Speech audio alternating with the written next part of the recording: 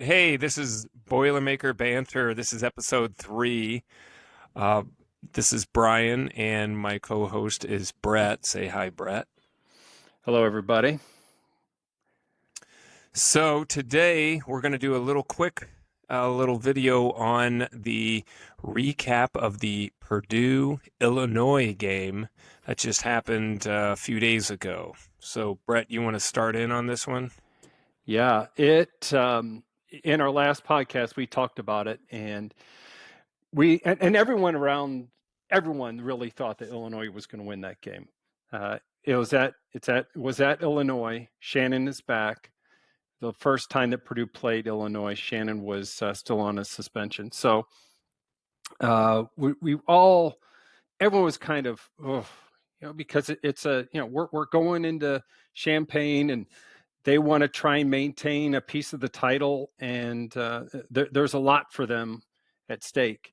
So really thought it was going to be a tough game, and it was, but Purdue reigned victoriously in that game. What do you think, Brian? Were you a little shocked by the outcome, or I know because you did say you thought Illinois was going to win that game.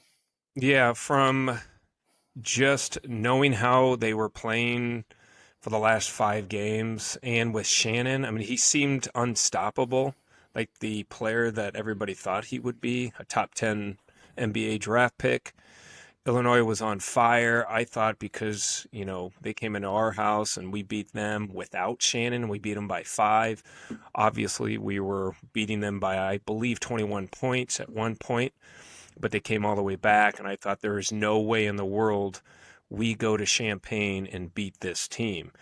And it looked like that was going to be the outcome the first half, but Edey by himself sort of kept Purdue in the game, and then us going down 6 points at halftime, I still thought, yeah, there's no way we could come back from this.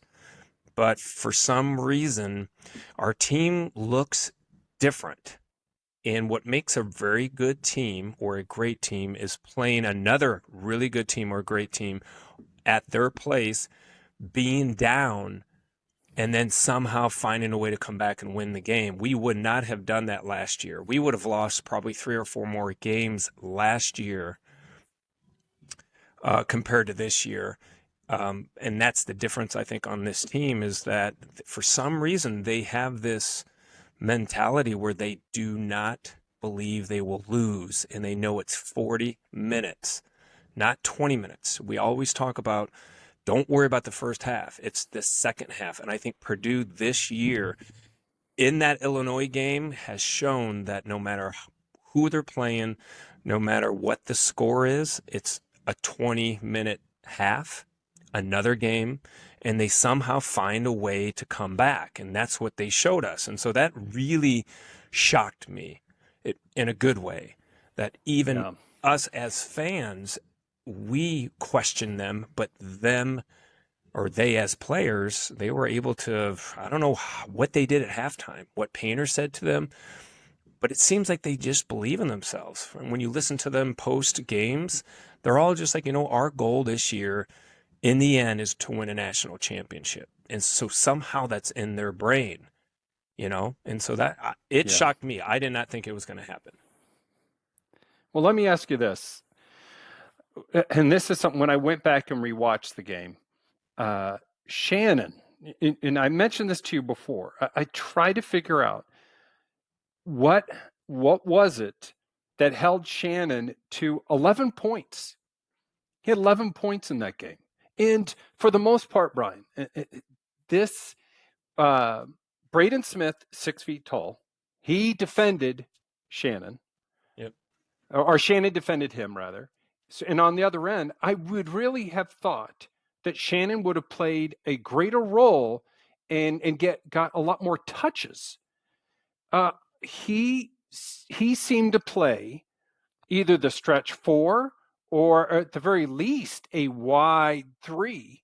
And there are many times when Illinois was bringing the ball down that Shannon was just standing there. And you had Damask out there. And yeah, Damask had 20 points.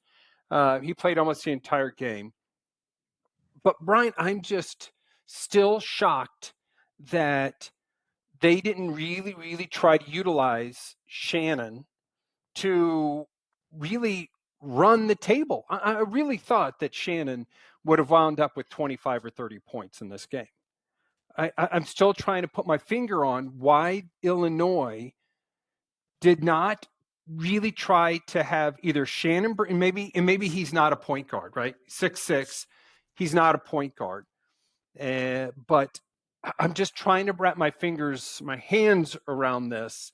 Why Shannon just simply what didn't have the impact that he did? Could it been our defense? Could it absolutely have been our defense? Braden Smith is a good defender, but man, there is a serious height discrepancy in there. I'm still trying to figure that one out. Why Shannon did not have that dominant of an impact?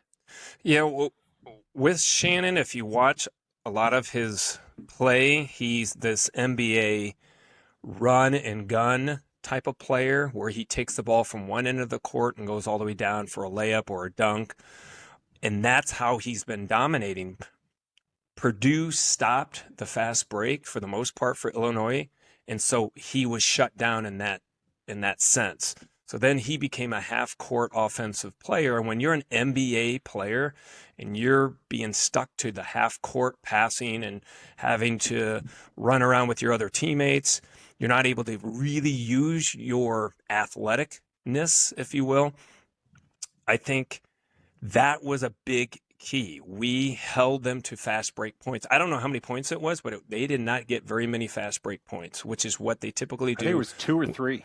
Yeah, 2 or 3, and he usually scores 30 points if that's what they're doing. Somehow Purdue said, let's stay between the basket and our man. Smith did a great job of just containing him. Staying back, not letting the fast break is what the team goal was. It seemed like it worked perfectly. There weren't a lot of offensive rebounds, or I should say defensive rebounds, where they were long defensive rebounds where Shannon could run and gun with those. I think we did a pretty good job with stopping the deep defensive rebound outlet, fast break type of plays. And I think because it was senior night, it was a big game for Illinois, Shannon probably was thinking, I can make it happen on my own in these other ways. And so he got out of the game plan of Illinois. And so he wasn't very productive.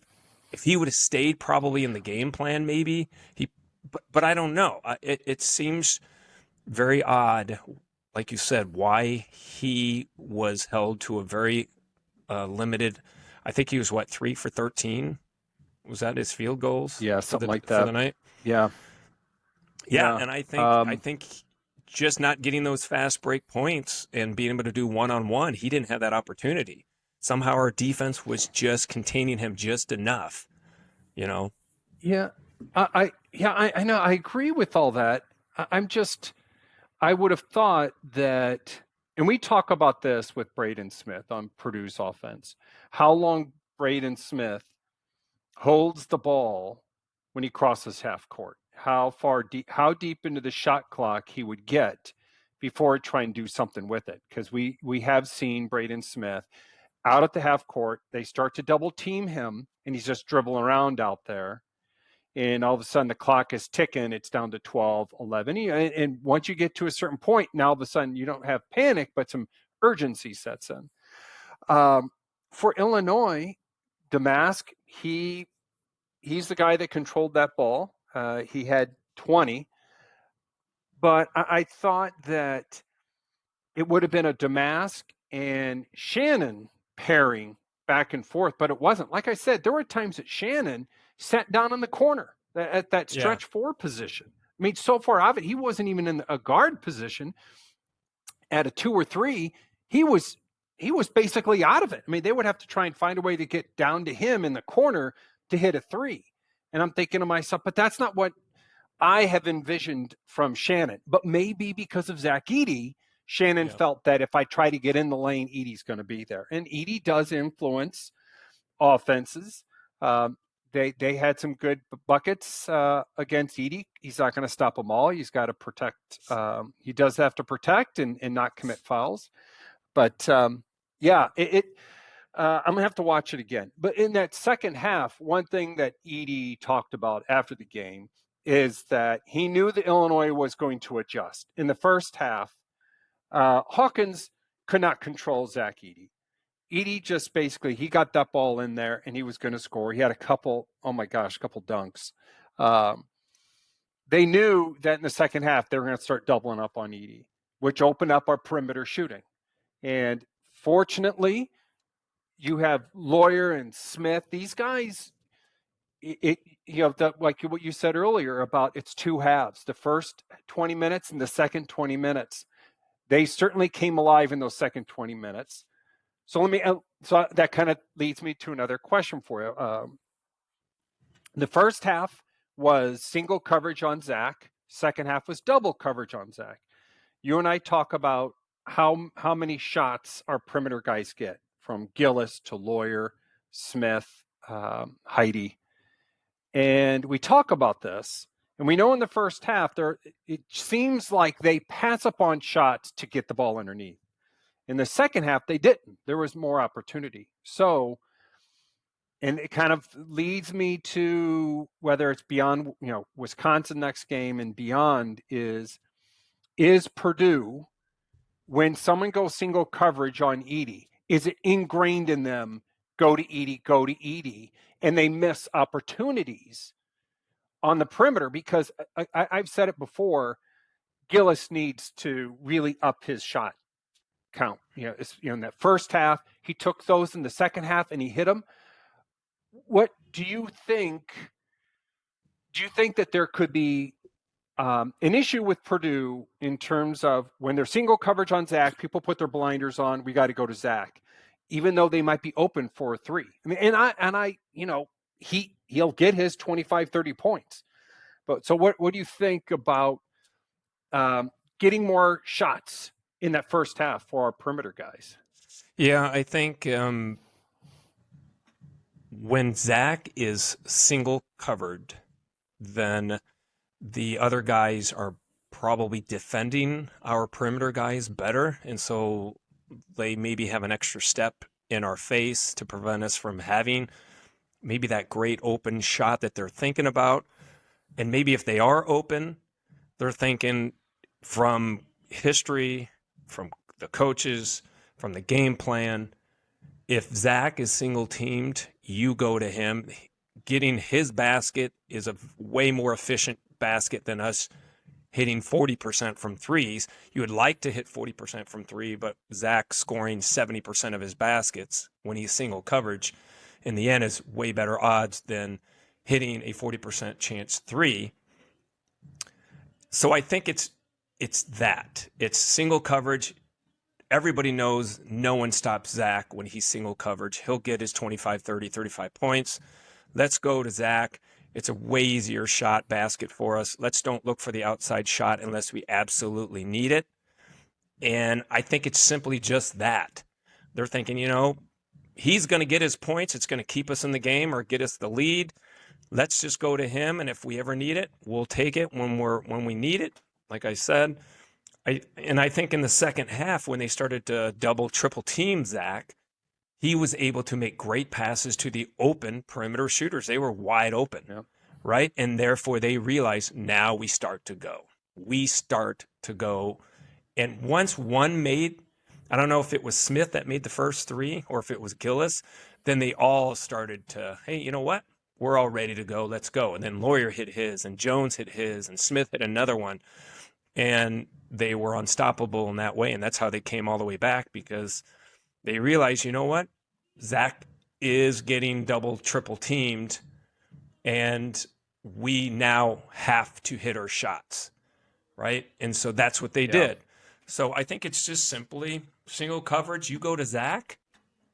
If not single coverage, now we got to start hitting our buckets outside, because he is not going to be as effective. He'll probably get fouled, but we know from history when he is double, triple teamed, if they're not calling fouls, he's probably turning the ball over, and we've lost those easy buckets. So let's go out, let's hit the shots, or at least try to hit the shots. And they did, and they made them. And I think that's what makes Purdue very dangerous, is if they can hit their outside shots. And they don't have to hit all of them, obviously. You just have to hit a good percentage. I'm thinking 35% of their threes, and that's lights out for every team that plays Purdue. And that's what it Yeah. showed in that last part of the Illinois game when they were hitting those threes. I mean, they would have, if they would have done that in the first half, we would have probably won the game by 15 plus points, you know? Mm-hmm. Well, let's talk about the tiered scoring. We like to come back around because as we prepare for the rest of the season, we know that it's great that they won the Big Ten outright. Great, wonderful. Now we have one more game, Wisconsin, at home, then the Big Ten tournament, and then the NCAA tournament. So the big thing that we look at is that balanced scoring. So tier one in the Illinois game scored 57. Edie Smith, lawyer. Tier two scored 20. That's Jones, Wren, and Gillis. Gillis had those threes late in the game. And tier three had no points. Heidi, First, Morton, Colvin. And it certainly seems when you play a really good top 25 team, the tier three fights hard to try and score. Heidi, I was hoping to see Heidi get a couple points. I was really hoping to have him do some work out there. But what do you think about Heidi's defense? Yeah, I think that was a huge plus. He was out there, like you said, he didn't score any points, but he seemed to really do well against Damask and just contained him just enough. I mean, he was with him. He moved his feet. He kept, again, when you're taught in defense, you want to stay between your man and the basket. And he, for the most part, did that just enough to slow him up. And in the end, when you're down, you're in desperation mode, as we know. And Damask went in, started to make some baskets like he did the first time they played Purdue. But at that point, I think you've done the damage on the defensive end. And I think Heidi really stepped up the whole game doing that, because if Damask would have had a big first half, I'm not quite sure what he had in that first half. But if he would have had his heyday, I think we would have been in trouble. And Heidi not scoring any points, but I believe that was probably the game plan. You just stop Damask, at least slow him up. He looks like he has turned into a way better defensive player than we have seen in the last, I don't know how many games. So I think that's why he was out there a lot.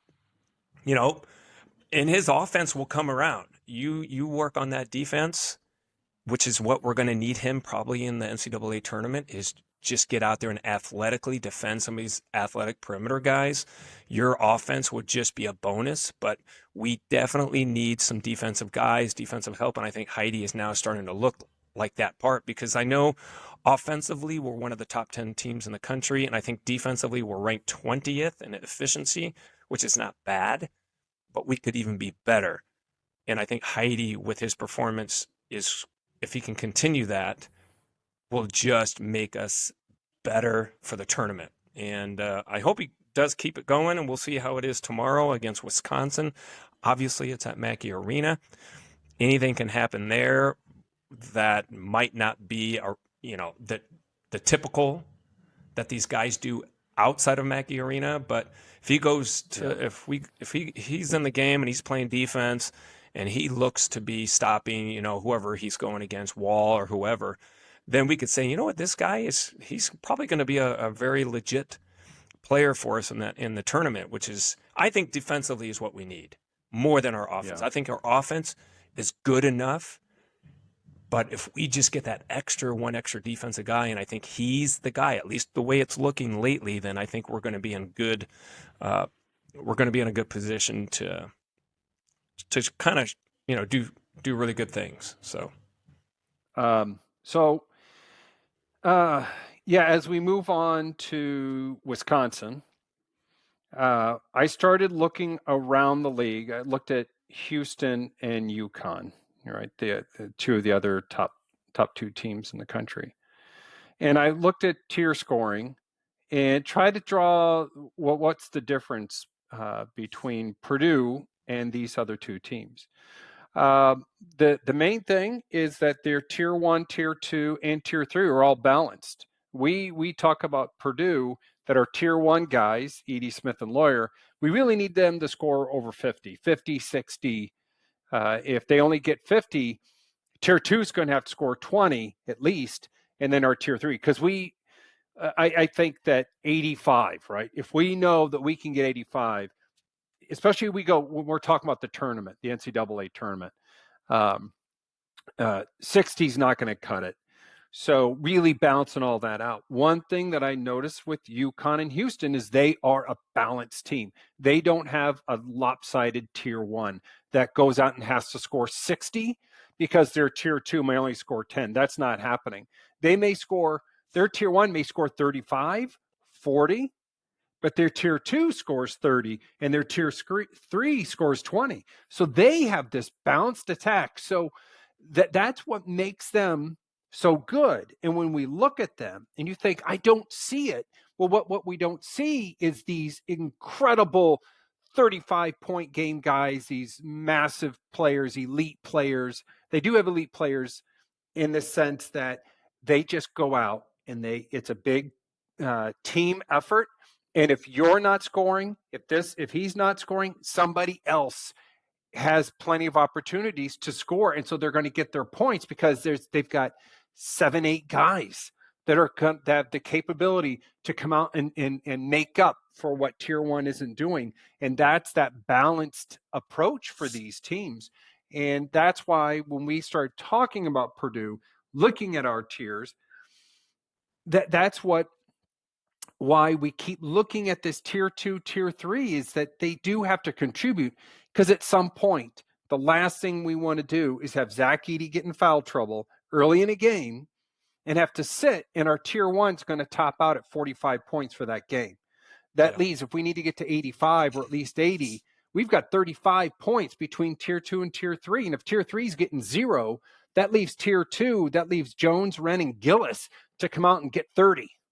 Yeah. And if they're not doing that on average throughout the year, what's to say they're going to be able to do it when the pressure's on?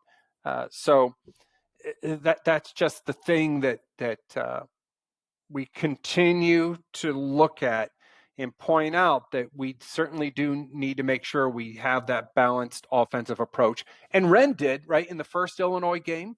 Yep. He came out and scored 20 some, but and maybe that's what he needs, is just have that pressure that I've got to step up. Yeah, and I think with teams like UConn and Houston, as balanced as they are, I think that's a great thing. But I think there's always negatives to everything. And I think if you're balanced, when they don't have that superstar scoring 25, 30 points like Zach Edey can do, they all rely on themselves to get their averages, right? Because they're not scoring 30 points. So you need Caravan, and you need what are some of the other ones? You need all of those guys on that team to score their average in order for them to win. If you can defensively hold one or two of those guys below their averages, you have a good shot of beating Connecticut. That's an issue that I think they have, unless they are all on their game plan all the time. You know, their top 5 guys, double figures, but they're anywhere from 15 to 10 points every game. You just target one or two of them, hold them down, you can beat them, because then their point total is not going to be that great. With Purdue, you know, you got Zach Edey, who can go for 35 any given night, slows up the clock, and then the other team can't score that many points when you're going to Edey and he's slowing the clock. He's getting fouled. When he's getting fouled and going to the free throw line, the other teams don't have the opportunity to score more points, so the score is going to be lower, which benefits a team like Purdue at that point because the other players on the other team are relying on all of themselves to get their averages to really get that point total up. But if they don't have enough time and only two of them are getting their averages, so the other two don't have enough time to get the ball to score, obviously it's very elementary to say, then it benefits Purdue because you do have a dominant player that will get all of his points every single time. And so there are pluses and minuses, but I I think with the tier 2, tier 3 for Purdue, we have seen bursts of positiveness from them, and I think again, like you said, we're going to need to see it at some point in the tournament. But I Mm-hmm. think with Smith turning it around this year, and I think Edey realizing, if you go to me, because you could tell Edey wants the ball thrown to him more than I think the last couple of years. He wants to take it, and he's so confident, and I think everybody believes that they're going to go through him the whole tournament. They've got the shooters now, and they know every man will step up. Somebody's going to step up. Wren will step up in a game. You'll probably see Colvin step in one of these games. Heidi will step up. Gillis will step up. They just need one step up game from each of those guys, maybe Yeah. 10 points. And I think it's going to happen. I totally believe that there's destiny here. And so obviously we'll just have to wait and see. Okay. Well, let's move on to the Wisconsin game, last game of the regular season. It's at home, and so what are your thoughts against Wisconsin? Well, when we first played them at Wisconsin, they were number 6, and we were kind of scared thinking, I don't know, that's going to be a tough game to beat them. But ever since Purdue went up there and beat Wisconsin, they have not looked like Wisconsin since. They've been losing games, and now they've been kind of dropping in the polls. You just wonder, were they really good? Was Purdue that much better? It's kind of like the Purdue effect. The Purdue effect, and I think you and I have mentioned this before, it seems like when these top teams play Purdue and Purdue beats them, the Purdue effect is these teams are never the same after that, right? Yeah. They just Yeah, don't something certainly come. happened to Wisconsin because they Something were happens up till that point they were good. Yeah, something happens to these teams. They go in, they get knocked out by Purdue, and it's like, maybe we really aren't that good. And Well, because it humbles them, I don't know. But do you think to it's the way they prepare that and this is comes back to the court storming? How when you go to an opponent's court for the last 3 years, if Purdue loses, they storm the court 100% of the time. So do yeah, you think that when you go to their place to play, do you think they build themselves up so much? This is their World Series. This is their championship game. And if they lose it, oh, they're all kind of let down and they kind of suffer a little bit. That's a peak for them to yeah. play Purdue. And if Purdue wins, whoosh, they come down. And Wisconsin certainly has done that. They slid, but yeah, and that's what I think about when any team plays Purdue. They really gear themselves up because you and I talk about this. You want to beat Purdue, you've got to have career night, you've got to have your best night, you've got to have guys that are playing at another level. And Wisconsin thought they had it, and they didn't. And so, yeah, it's a complete letdown, and mentally they're stuck. Yeah, and now this game is at Purdue. Purdue's already clinched the Big Ten title. It's senior night. Edey, is going to want to go out with a bang. He's going to have a dominant game. Jones, it's his last year to be with Purdue, any college team. You think he's probably going to come out just going crazy.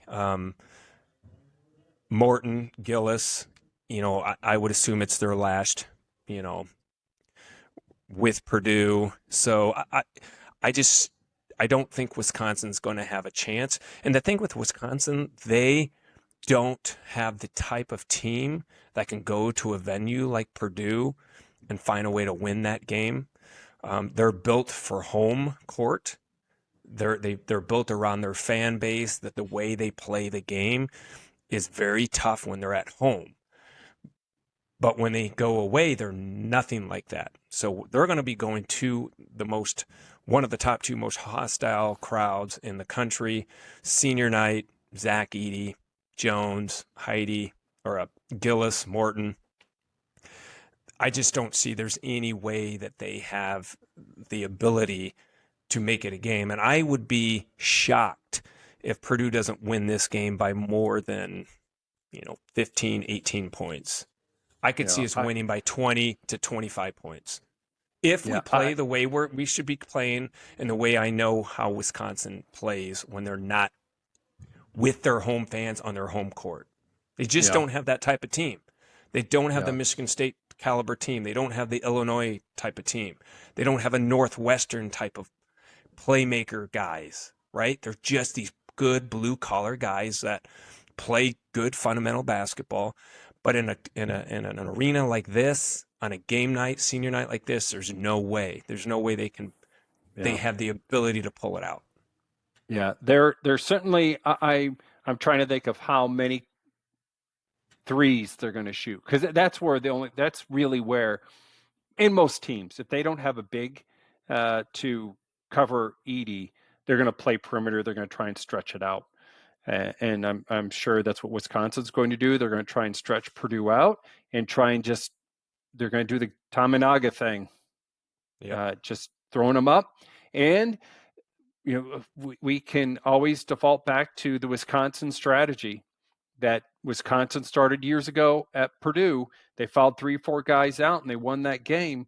That's Wisconsin strategy. Just play street ball against Purdue. Foul Zach, foul, foul, Yep. foul. Hope he misses free throws. And you've got 15 fouls to give in a game because you're going to throw 3 guys at them and just hope that you can disrupt Purdue enough to where you can win because you're putting them at the line. They're not making all their shots. That's where I can see them going, because that's what they did before, and then really trying to stretch us out, moving that ball and trying to get some open threes. That's really where they're hoping. They're hoping that they're going to be hot from outside, that they're going to just start Yeah. dropping 10 threes in the first half.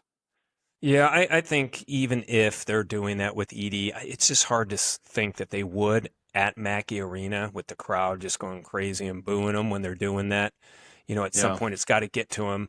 But I think even if it does happen to Edie, I think you're going to see Ren or maybe First or Heidi have a good game tomorrow. I just feel like they're going to be the ones to just come out with the crowd and just and help Zach if that's what they're doing. So if Zach for yeah, some reason doesn't have a career night on senior night because of that reason, then I think those other guys are going to be able to pick him up. yeah, And then I just see it. I just feel it. I know that's what's going to happen. I even think Colvin will be thrown in there, right? I think he might have some important minutes unless he's hurt, because we've been noticing Colvin lately has not been dressing. I mean, at least he's not in his warm up uniform or anything like that. So I don't know if he's hurt. I haven't heard anything, but yeah. it'd be nice to know that he wasn't and he would come in tomorrow and be some highlight for Purdue going into the Big Ten tournament. Yeah, I agree. I think, though, that as we look, and I agree with you that I certainly would predict Purdue to be up uh, at least 15.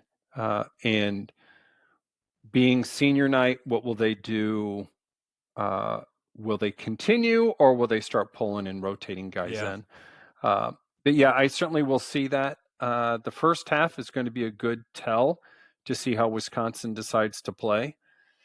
They don't have the talent, like you said, that Illinois does. They're not going to be able to. They're not going to be able to go the whole first half just manning up on Edie. No. Hawkins couldn't defend him. Wisconsin isn't going to be able to do anything close to No. that. So they're going to have to double Zach in the first half. And so I really hope to see uh, Lawyer and Smith and Jones and Gillis really have a heyday. It'd be nice to see them have the points and Zach Yeah. happy with getting 5, 6 assists because he's Yeah. passing them out. So, Yep. yeah, I agree with that. Um, yeah, can you believe that tomorrow's the last game of the regular season? Yeah, I can't believe we were just. It just seemed like it was yesterday when they played against FDU and that huge letdown, and you're just waiting for the next year to come to see if they were going to be able to retaliate and come back stronger and go in and win a national championship. And that's all we've been thinking about. We've been watching an incredible year. I didn't think they would be this good from a record standpoint. I Yeah, thought they would be really good coming back, but I didn't think they would be this good. But again, you know, March isn't here yet, and yeah, as Purdue fans, we're still kind of a little, I don't know, scared, hesitant to crown them. But man, you just kind of feel it. It just feels like everybody on this team is totally different than they were last year.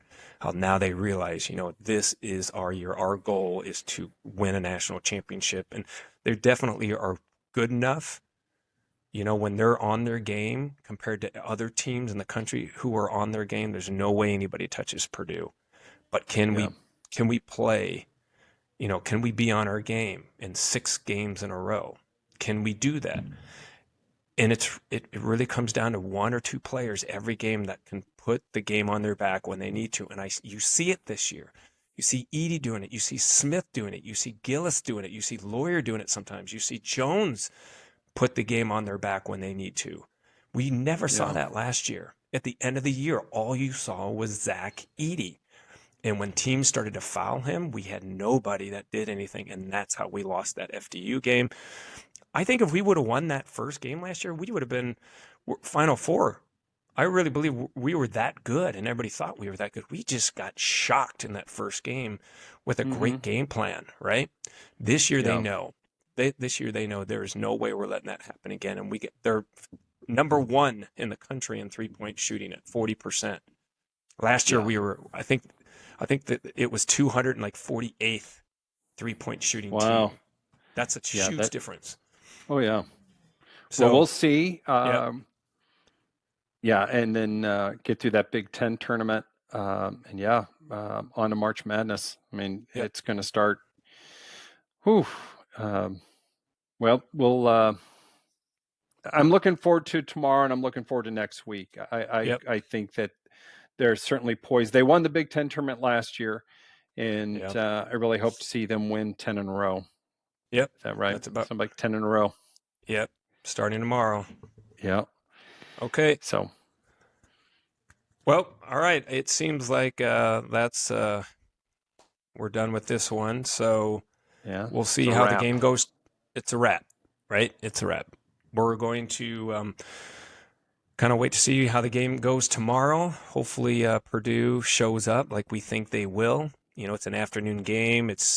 I believe it's is it spring break? No, it's not spring break, right? When is spring break?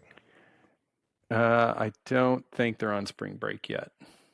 Yeah, some of the schools I know are on spring break. I thought maybe the students wouldn't be there and it would be more of a older crowd. But if the students are there, I think it's going to be a lot of fun just to listen, watching on TV. And so we're not going to miss it. You guys shouldn't miss that game. And then we'll be back to talk about, the outcome there. So we need a boiler up for this one. That's right. Boiler up and hammer down. Yep. All All right, right. Brian, we'll see you. See you on the Yep. flip side. See you guys later. Bye. Bye.